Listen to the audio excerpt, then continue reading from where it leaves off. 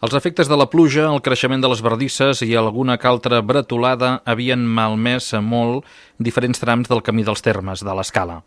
És per això que l'últim trimestre de l'any passat l'Ajuntament va posar fil a l'agulla per recuperar aquest emblemàtic camí. S'hi ha actuat especialment en els dos extrems. A tocar del camí de Sobreestany s'ha planejat el ferm i s'hi ha afegit sauló per fer-lo més accessible als vehicles. A l'altre extrem, a les sorreres d'en Català, s'ha desbrossat tota l'esplanada deixant una ampla franja a moda de tallafocs.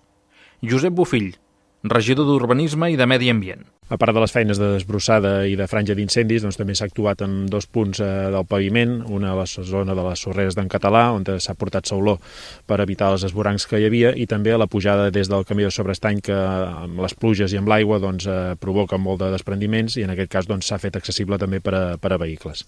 El camí dels Termes és transitable a peu o en bicicleta en tot el seu traçat, vorejant el límit urbanitzat de l'Escala en uns punts i endinsant-se en zona poblada de pinedes en d'altres. Darrerament han acabat les obres de millora del camí dels Termes en tot el seu recorregut. Aquestes obres, com ja havíem explicat, es basaven en la millora en el desbrossat, en la franja d'incendis i també una millora important en una zona segura d'incendi que s'ha creat a la zona de les sorreres d'en Català cap al tram final del camí cap a direcció a Montgó.